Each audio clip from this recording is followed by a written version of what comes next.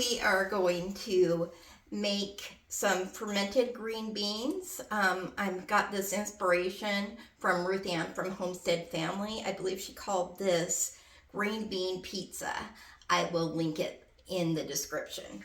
I am going to go ahead and start with some garlic that we grew from last year. I like garlic, so we're going to put probably about 6 cloves in each quart.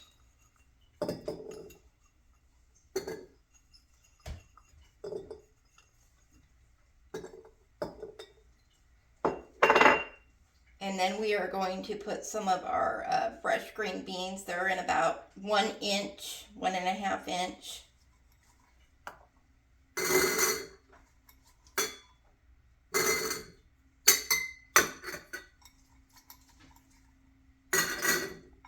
I'm going to try to make 2 quarts here. We'll see how I get it done. We'll see how it works out. I'm going to try to keep my level. Ooh, I'm getting noisy in the kitchen. Let's get rid of that thing. Let's just get back to the basics and use the tools that God gave us. Our hands. It looks like maybe I should have probably started by using some pints and not some quarts, but we'll see how this works out. So I've got 1 layer of green beans, the only layer that I prepped of green beans, if we're going to be realistic here. So I am then going to go ahead and take, Ruth Ann used oregano. I don't really care for oregano. I'm going to go Northern Italian style and use rosemary. So I'm going to put 1 sprig of rosemary right now. And I'm going to put half of my cherry tomatoes. I'm messy with my cherry tomatoes and I don't want to get juice on my jar. So I am going to go ahead and use this. See, I'm getting messy already. Use the sleeve here. I think I got enough for 2.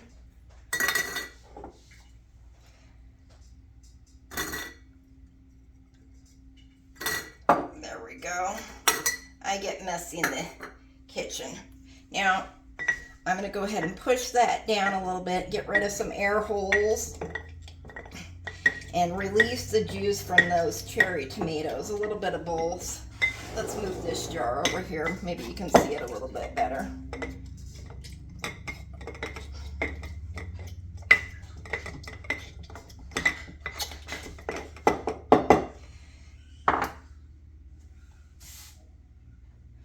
I'm going to then go ahead and put half of the sweet heat pepper on each of our quart jar.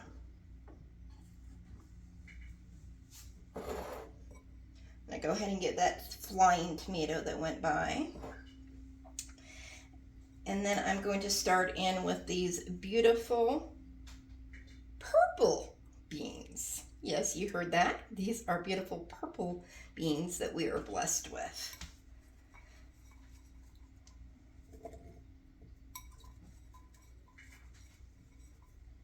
I'm just going to put a small little handful in there. This is really going to be colorful. I put just a little bit more on each one. I got flying beans. Told you I was messy in the kitchen. Here we go with some Sun Gold cherry tomatoes. These are one of my favorite tomatoes in the kitchen. I'm going to put these over here so I'm not getting all messy. There we go. We're going to call that even Steven. I'm going to release a little bit more juice from these tomatoes with my, I believe this is called a medlar. I got this at Stutzman and St. Ignatius, otherwise known as Mission to us locals.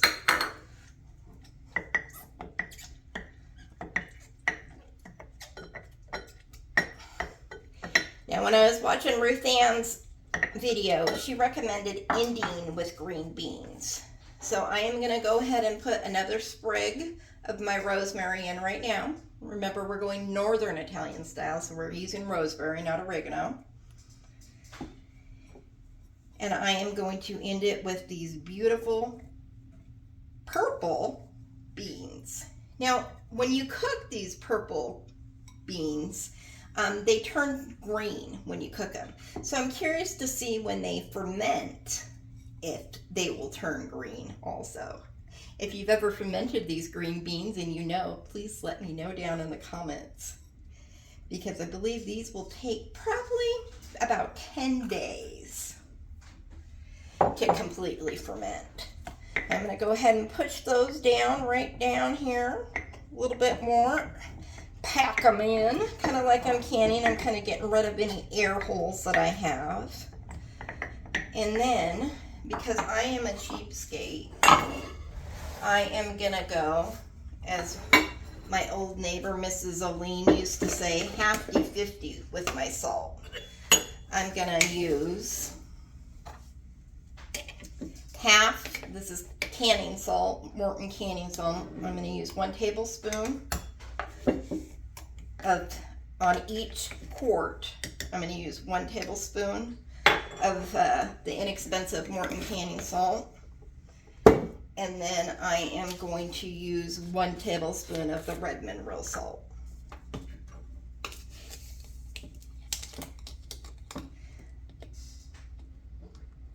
What's most important here is that you are not using iodine table salt here.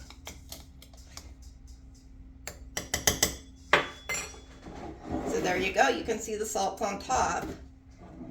So now what I am going to be doing is I am going to be pouring my well water. I have Round Butte well water here.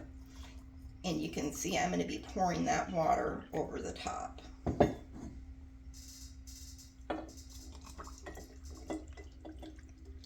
Now, I did prep pretty well for myself. I always forget something.